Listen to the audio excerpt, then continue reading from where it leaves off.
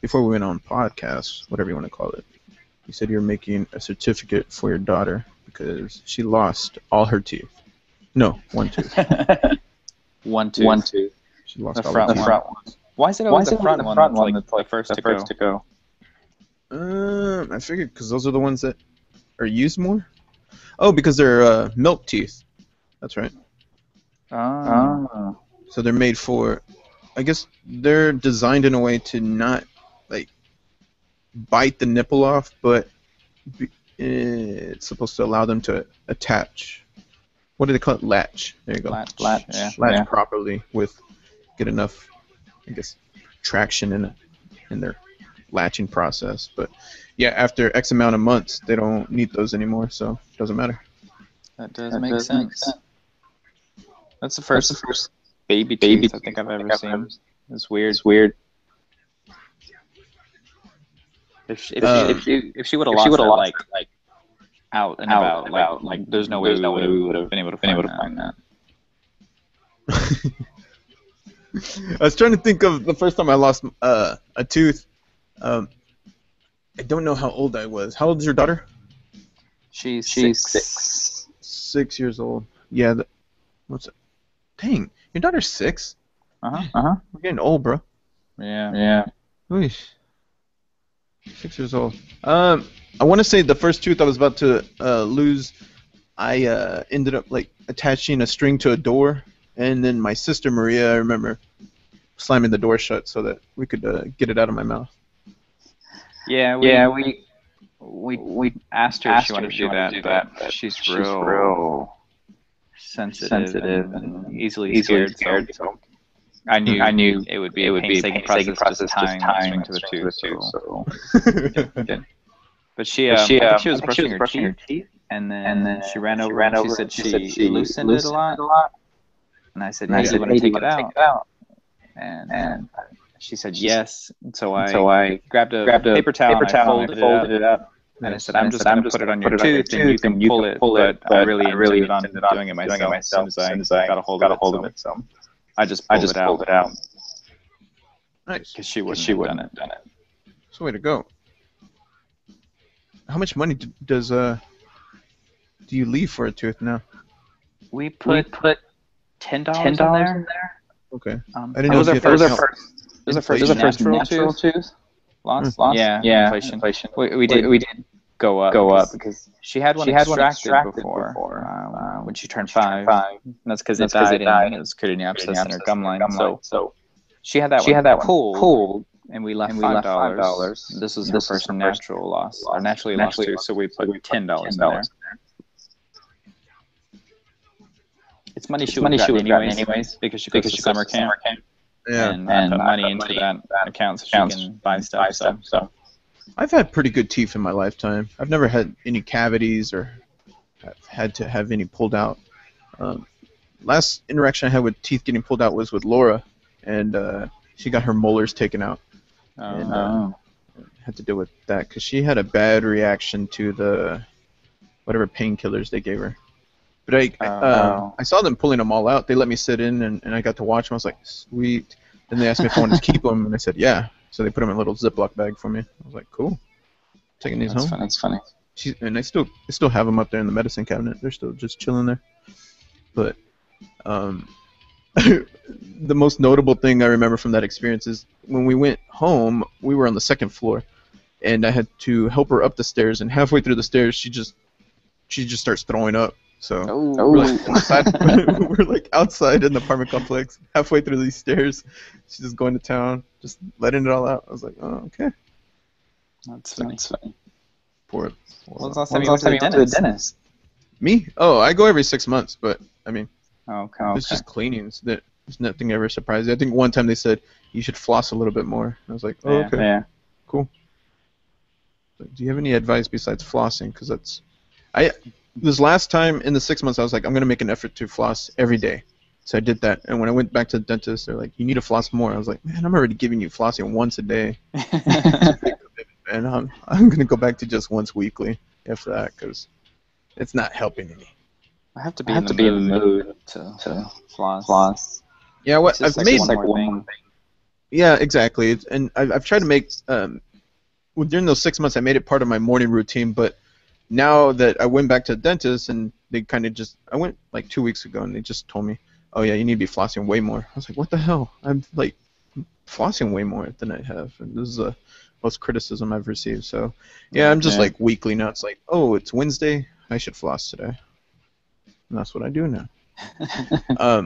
Maria came down for I don't know what she came down. I think they were just free that weekend or whatever, and we went over to Half Price bookstore, and we went through the comic book section, and she was telling me that you had hooked up her son with a little kid comic book or something. Oh yeah. What is it? Is it the Avengers, but they're like little kids? Yeah, basically there's a guy named Scotty Young. He has a unique way of drawing like Avengers and X-Men and Marvel characters. I don't know if it started off as just covers or issues, but basically what he would do is he would take a cover and he would essentially redraw it, but make all the characters on there like children. And they would come out with an alternate or a variant cover for that comic book. So if you bought X-Men 33 that day, and you like the cover with the babies on there instead, you buy that. And so he's now it's like an entire series. Do they have it? I guess what I'm asking is the plot in it. Is it G-rated? Do they lessen down like some of the killings and I guess foul language in those?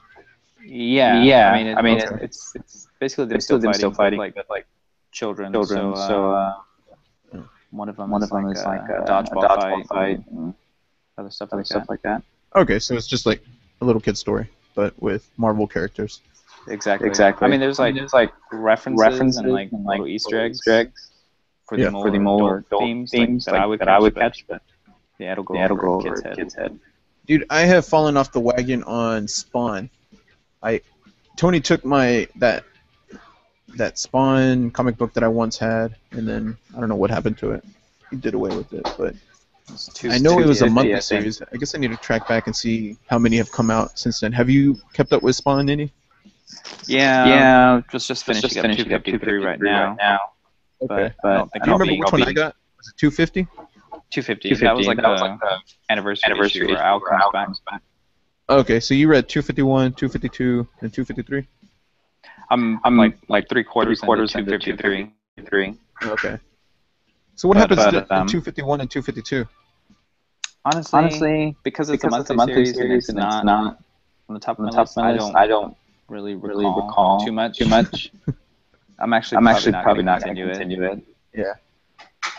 Yeah, I think that was my motivation there. I read it, and then I was like, oh, I got to wait another month for the next one. So in that time, I don't know, I slept and then started just reading. Some of them are good monthly.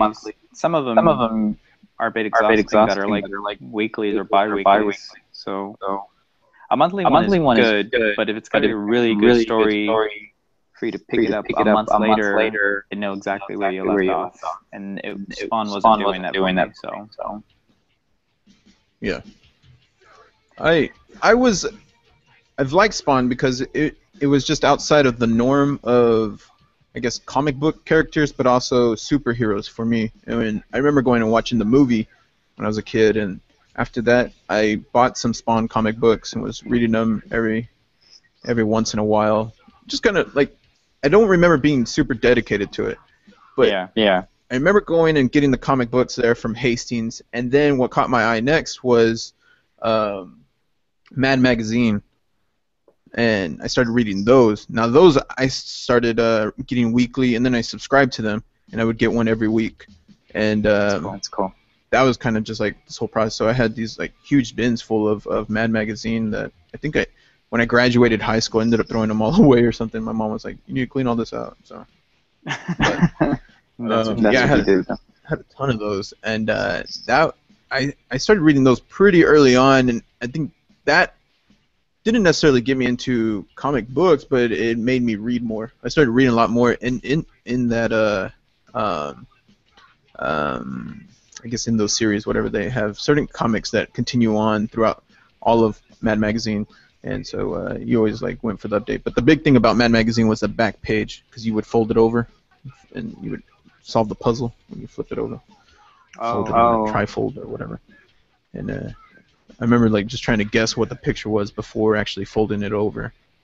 But there were always, I remember not being super interested into the movie parodies that they would do.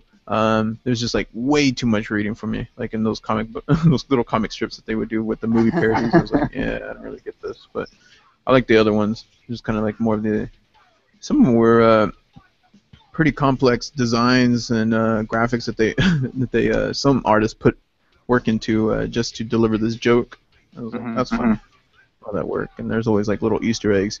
And the other thing about Mad Magazine is that as you're reading through it, there's these little tiny little like side comics that are going on. They're very like small drawings throughout the whole thing, and you have to kind of look for them through between the panels and the page creases and stuff like that. They're kind of hidden throughout, but those are pretty funny as well. So it was like a combination of all that. It's just funny in general. But now, do you remember the first comic book that you bought? I do. It's funny you mention it because it's actually a copy of Spawn. It's Spawn number 65. If you remember watching the movie, it's the first Spawn comic book that had scenes from the movie. So the Spawn movie in '95 is essentially what did it for me too. Before I watched the movie, I was interested in like trying to find some background or whatever, because I knew it was from a comic book. But so Spawn 65 is one of the first comic books I bought. Now, does that tie into the movie, or was it like a continuation of the movie? No, it wasn't tied into the movie at all. But it took scenes from the movie and made that as the cover instead of like a hand drawn image and using the cover up into the. So after that, because now you read, now you're even showing disinterest in Spawn. So you've kind of deviated away from Spawn comics and I guess more towards. Well, is Spawn under the Marvel title or DC Comics? Neither. Spawn is owned by an independent publisher called Image Comics. Okay, that makes more sense then, because it doesn't follow the, I guess, same layout as Marvel and DC. Yeah, the stuff that goes on would not fly at either of those major publishers. Is it because it's darker, or? Yeah, it's really demonic. It's very explicit. And the tone and the language and the sexual references and stuff. So. So from Spawn, you started looking at other comic books. I'm assuming Marvel is kind of, you talk a lot about Marvel as opposed to DC. Recently, Marvel's basically been the peak of my interest lately. But when it started, it was just for collecting. I wasn't reading them as much like you. I was grabbing issues when I can. I was a child whenever my interest in comic books started, so I didn't have my own source of income to just go to the comic book store and get them. Not to mention when I became interested in comic books, I was living in a very small town called Brownwood, and there wasn't a comic book store, so it was still considered newsstand editions. You had to find it like at a store or something like that. And then eventually one opened up, and that's when my mom would take me occasionally. And that's when I started buying back issues, like issues that have been released for months or years, and they marked up the price. That's where I got the first issue of Spawn, which was like $10 at the time. So I was really just collecting. I wasn't reading anything until 2012. 2012 was my collection like really did like a 180, and I actually started reading them and sticking with the stories and all the continuity. So, and that was probably sparked by the Marvel Cinematic Universe, like the Marvel films they were doing. Which at that time was what, Spider-Man and the Hulk, maybe. I'm trying to think back to 2000. It was probably around like early stages like Iron Man and oh, so yeah, this is more recent then. I'm trying to put you like way later back. So yeah, but it wasn't like I said I had a few books I purchased from 95, but it didn't really get like heavily into the addiction or whatever you call it until 2012. That's when I really started making an effort to collect and read. Huh. Yeah. I guess when your own collection, what was more interesting to you? Because I take you as a Marvel guy. Would you say you're more Marvel than DC? As of right now, yes. Okay. Yes. Now, is it just because of the characters Marvel has to present to you? It's because of the stories. The writing is on par with what I expect. Okay. DC recently let me down with a very large story arc that incorporated all of their titles in an effort to reboot the franchise or reboot a lot of the ongoing series. They created an event to basically reset the DC timeline, and I absolutely hated it. And ironically, Marvel is essentially doing the same thing. They're rebooting their franchise as well with a very massive event.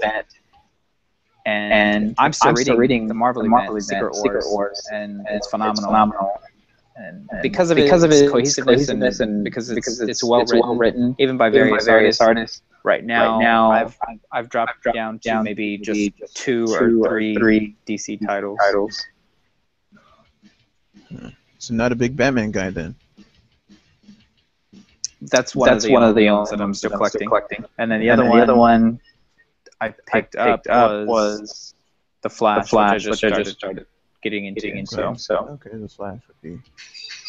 I saw a poster that had now I think it was one of those like posters made by a fan. I forget what do they call them, like fan made whatever. And it had Spider-Man's arm, and the one part is being pulled by Captain America, and the other one's being pulled by Iron Man. Yeah. So I guess they're bringing. Will Spider-Man be in the next Avengers movie? He will be. He's supposed to make a cameo in the next Iron Man movie. Oh, there's going to be another Iron Man movie. Okay. Oh no, I'm sorry. The next Captain America movie. The next Captain America is Civil War. Now, maybe talk about Civil War a little bit more. That's everybody that we see in the past Avengers movie they're just basically picking sides, and now they're going to go to town fighting each other. Basically, yeah. So it's been kind of leading up to this in the previous film. So you've seen Iron Man go before the committee trying to appeal, or basically keep his rights to the Iron Man suit from falling into the hands of the government as like a military weapon. They're militarizing it, using it like in place of soldiers. And then you've got the fall of Shield from Captain America: Winter Soldier.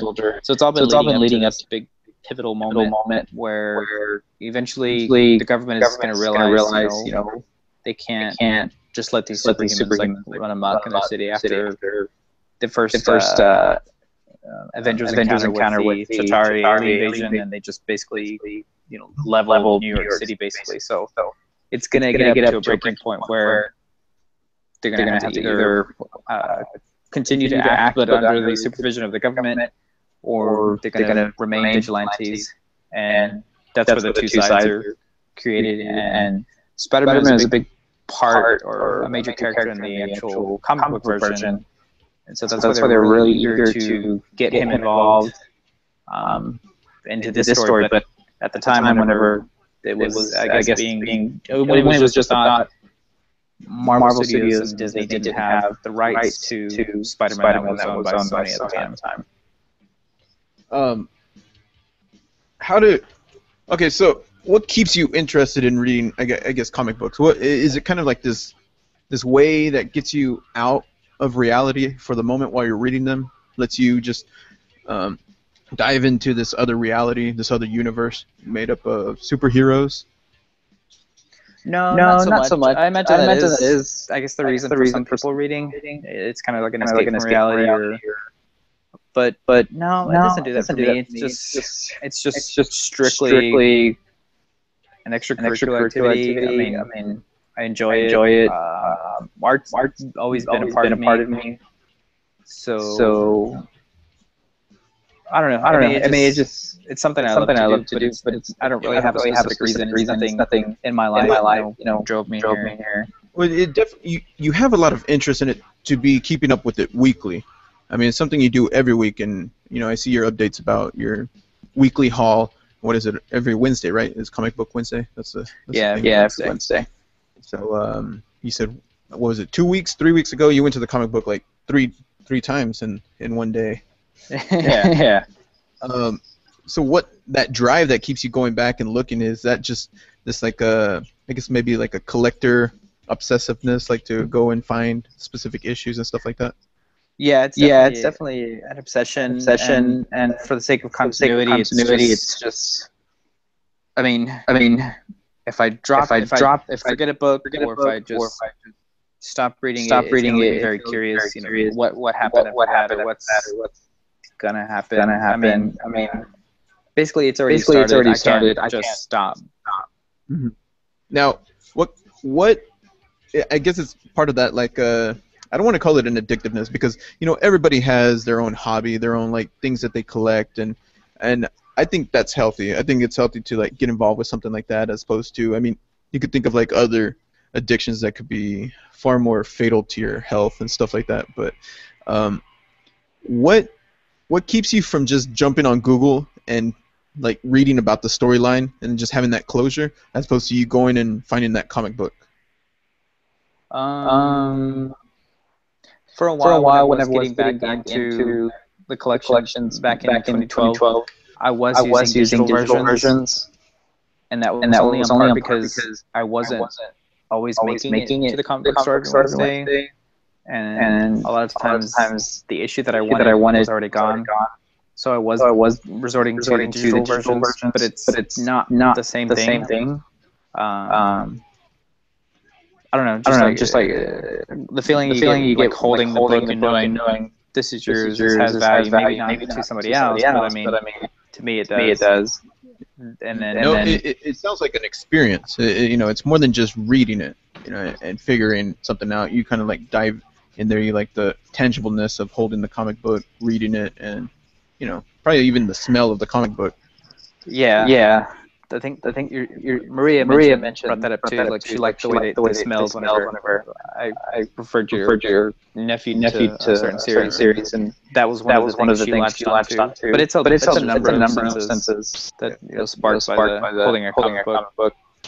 Yeah, I can relate to that.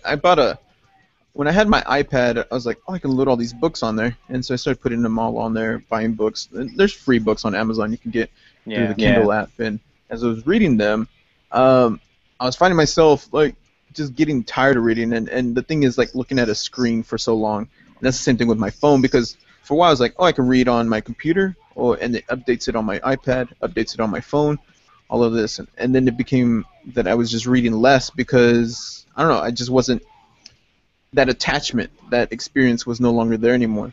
Now the weird thing for me is that since I bought the original Kindle, the old school ones that has that weird like text format. Doesn't have any backlighting. It just has that weird matte words. Yeah, I don't know. And ever since I bought that, it's been amazing. And it's a small screen. It's not anything huge, and it's just for reading. You can't use that thing for anything else. And it's black and white, so that definitely wouldn't work in comic books. But I've been reading a couple books on there, and it's been very convenient, and I'm getting that experience, that attachment that I like to reading. I'm gaining that back. I find myself just kind of like when I'm standing in lines and stuff, just pull out my Kindle and read a sentence or two or a whole paragraph, depending on how long I'm waiting there, and just jumping back into that world. Currently, I'm reading The Martian. I don't know. I think I told you that, but it has to do with that last week. The comic book is coming, or the movie's coming out in October, and since I've since I saw the preview, now as I'm reading the book, I just picture Matt Damon talking the whole time. So that kind of, I feel like that kind of took away from the experience, but the preview didn't reveal so much that it ruined the book for me so far. And there's a lot more details in the book that I'm sure that they're going to put in the movie, as with everything. I guess you can relate to with comic books the same way. With these past movies, have you read those comics that are behind each of these movies in terms of like Iron Man, the Avengers, Spider-Man, even? Well, the movies leading up to this have mostly been loosely based on years worth of compiled storylines. So Civil War is based on like a very specific storyline that was written, just for that purpose. But the movies up to this point have essentially just been based, like I said, loosely on past issues. They take a villain and basically they put them together, but it's not really. I mean, that's not exactly what was seen in the comic books, and I imagine Civil War won't be the same way either. So. Does that how much does that bother you whenever stuff like that happens? They're not putting all the details or even like things you thought was were critical to a character's role, and they're not being displayed or portrayed within the character on the movie. I don't want to say it bothered me the most on the last Iron Man installment, number 3. They took Ben Kingsley's character as the Mandarin, and they basically just made him a joke. I don't know if you saw that one. But yeah. In fact, that was the only Iron Man movie I saw, and I was like, yeah. Cool. I mean, visually, it's one of the better ones because of the CGI and special effects. But the storyline is where it lacked, and I was extremely disappointed walking out there like. The Mandarin's character was just a joke. It was just like a front for the bigger picture. But in the comic books, he's one of the top villains for Iron Man. So basically, just to belittle him and throw him on the screen just for a couple of bucks. That was pretty infuriating. Somebody has to while they're making the movie. I wonder if someone, for example, like you, that I'm sure they're all over the set too, and they're just like, "What are you doing? You can't do this to the character that's read the script." And they're like, "What is wrong with you?" Just like getting severely upset about it. Just like, I wonder if people have quit over that. I imagine. I think it's Joss Whedon. He oversees like everything in the MCU or Marvel Cinematic Universe to make sure it's all cohesive. Because it's not just on film. It goes all the way to the Agents of S.H.I.E.L.D. show on ABC, and then it's even integrated with the Daredevil Netflix series.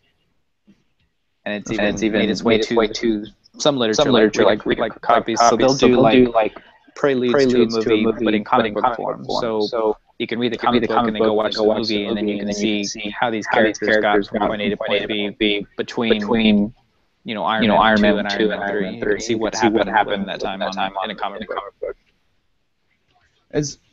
Are there like comic book groups that you're part of, whether there where you live or online or something like that? Not where I live. This is maybe two or three people that I communicate with here locally. One of them I work with. The other one I used to work with. But other than that, I don't like meet up with anybody. But yeah, I do some like social networking. A gentleman by the name of Aaron in California reached out to me last year about starting a comic book social club.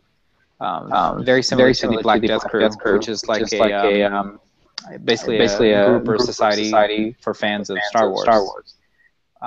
So take like the Hells Angels or Banditos, like biker club, and replace motorcycles with comic books. That's what you have. Or you Star Wars, you got the Black Death Crew. So he started that last year with me and three other gentlemen. So we're in the very early stages of creating like merchandise, like stickers, jackets with like patches, some cool stuff like that. but we haven't had the opportunity to meet up. I imagine as time progresses and the comic book fiend club is what it's called. Gets more popularity. Eventually, we'll start trying to make our way to comic book conventions, maybe to meet up and stuff like that. Okay, that's also a good I guess question, not a good question, but a question that I would have. So like Comic-Con and things like that. So are there several groups that meet up like that outside of the convention, and then they attend the convention together? I mean, it just becomes like a mass social event, but I imagine there's several groups like the one that you are in. Possibly, but I want to say they're those types of groups are probably more cosplay oriented, where they're like a part of a organization or group where they like cosplay together.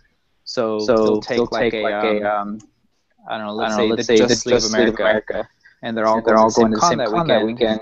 Each one will have like a different costume. Like one will be Batman, one will be Superman, etc. I'm sure there are other clubs or like social clubs like ours. But I mean, unless like I said, they're wearing like a logo club on their jacket, and I see them all collectively, I'm not really going to know. It's mostly probably just a group of friends. I want to. Maybe I'll join your. Can I join your comic book fiend club? You don't have to be jumped in or anything. Just have to read comic books. Why did you said Aaron? Is that his name? Yeah, his name is Aaron. Why did he reach out to you? Just because we interacted a lot with comic books. Kind of like guests we've had on the Empty Rant show. Lauren, Foxy Vixen. We just met and shared a common interest in comic books. So just much like I got her to come on the Empty Rant podcast and talk about comic books, he basically just reached out to me because I don't know, he found something he liked about my Instagram or what I was reading or interest. So maybe it's your face. I could see that. My face. Are the other guys? Are they also from California? One of the other one is. The other one, I'm not sure if ever really questioned his location, but I don't believe it's California. Mm-hmm. And so as of right now, it's just four of us. We're kind of just everywhere. So the four of y'all, I'm guessing everybody has their different favorites within the group of the comic books that they like. Not everybody's the same as you. Yeah. So. The guy that started it, Aaron, says he goes on Instagram by the Mark with the beard, which is a play on words from the Mark with the mouth, which is a Deadpool slogan. So his favorite character is Deadpool, which I cannot stand. Or at least I can't stand the fans. Okay, yeah. And Tony has mentioned this too, that people that are fans of Deadpool, like non-comic book readers, just annoy him the most. I'd say so. Yeah. That's my reason. Because I mean, it's great. That's your doorway into comic books. But I mean, if your favorite character is Deadpool after you've been heavily introduced to comic books, then you're reading the wrong ones, basically. Yeah, I could see that. Okay, so now, where do you go currently to buy your comic books? Is there? I was talking to some people last weekend or 2 weekends ago about game boards, board games. I always keep saying game boards, but they're talking about board gaming, playing board games, and they use this acronym, local friendly game store. I don't know. It had this whatever acronym that they were using, or abbreviation for local friendly game store or something, game board store. Is there anything like that locally? Yeah. So we have acronyms as well. The LCS, which is your local comic shop. So there's only one in town, or at least in the town I live in, San Angelo. That is the Texas Comic Shop. A gentleman by the name of Tom owns it. It's on Washington Street downtown. And they have do you find that they have more? Well, I guess what are other major vendors of comic books there in the same town? That's the ideal place to go for back issues and current titles. That is where I have a what's called a pull list or a pull box. So Tom will send me an email out once a week with a list of all the comic books coming out the following week. I reply to him, And when I go on Wednesday, everything I wanted is nicely put in my box, bagged and boarded already. Oh, So, wow. I don't have to fight over an issue for somebody. That's really convenient.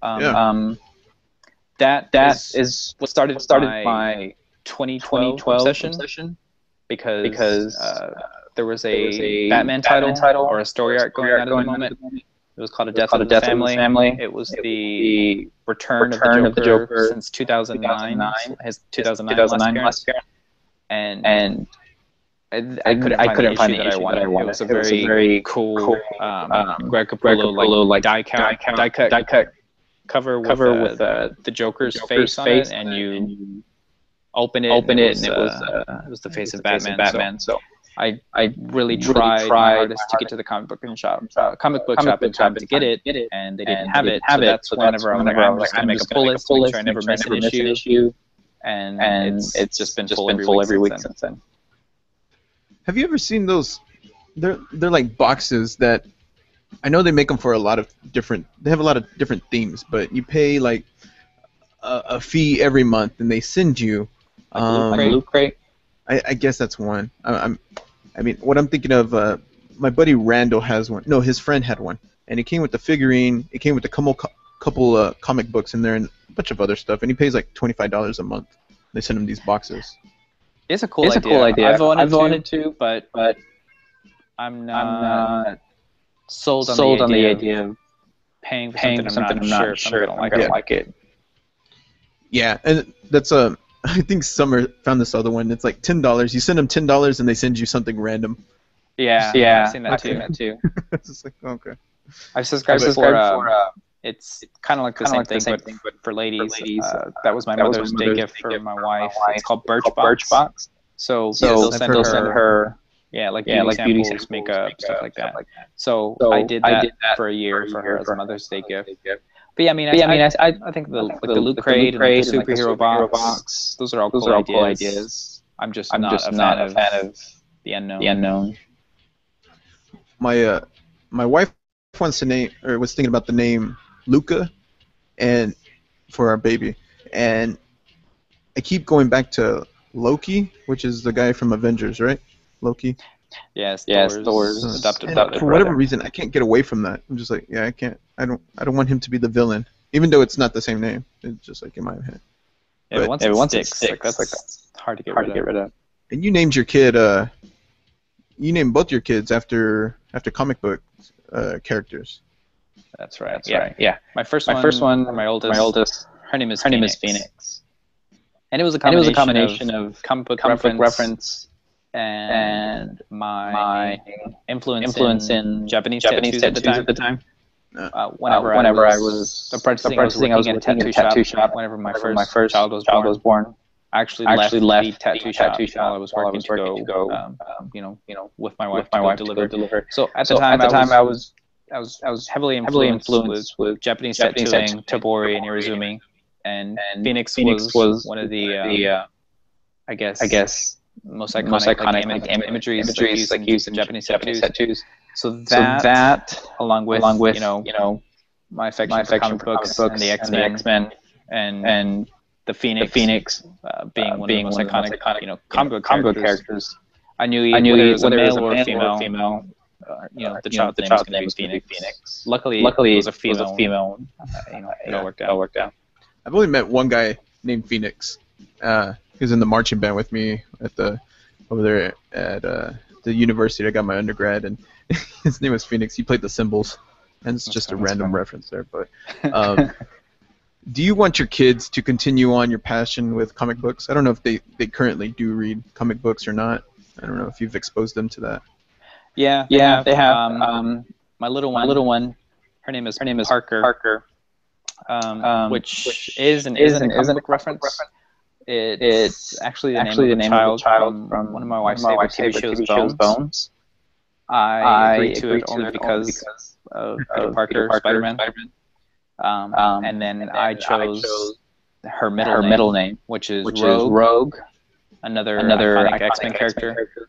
So my youngest is Parker Rogue, and my oldest is Phoenix Grace, and they do both love comic books. My oldest is now reading. She's going to first grade, so now we have a nighttime hobby. Up until now, it's been Dr. Seuss books and Golden books, but now, you know, I get to read her comic books. And she purchased her first comic book box, so she's now collecting herself.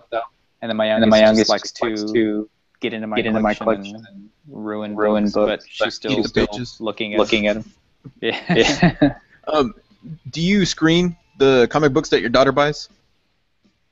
Yeah. So like the one we discussed, that your nephew bought, that one's for young readers. She's also a fan of Harley Quinn, but I have yet to find an issue that is kid friendly. We don't necessarily censor the kids in the house, but we don't really subject them to material. I don't think she's everything in its own time. Yeah. I don't know when she's prepared for that. I guess I don't know. I think that's an exciting time. I can't wait to. Of course, I don't want to rush through things, but I can't wait to that phase of life where I'm reading books with my children. I think that's just awesome, and just a wealth of information that they're gaining from their environment around them and stuff like that. And so I'm definitely looking forward to that time where you're at right now with your kids, just reading different books and stuff like that. But you know what? We've been chatting about comics for a while. If you had to leave people with one comic book suggestion, what would that be? That would probably be the current run of Batman. Scott Snyder and Greg Capullo are doing a phenomenal job. It's one for the books, no pun intended, but they're doing an amazing thing with Batman. A lot of people are really upset with them right now because of what they're doing. But have faith. It's a super good book. Super good read. Good. Cool beans, man. Well, this has been a nice little table talks about you and your interests in comic books. Definitely should do this again. I like these little conversations about comic books. And now, for anyone that's still listening, read off your social media. What do you got out there? And then also talk about your podcast a little bit, just a little bit. But, the last page of Jesse. It's a monthly podcast about the prior month's comic book reads. I am scripting that right now, so I probably provided by this week. So be on the lookout for episode 10, the last page of Jesse. I'm on Twitter. That's the last page _ comics plural. I'm not too active on there. It's mostly used for retweets from comic book writers and artists that I follow just for like breaking news and stuff. I'm mostly active on my Instagram. Find me. My handle is Woodard _bird. That's WOODARD_bird.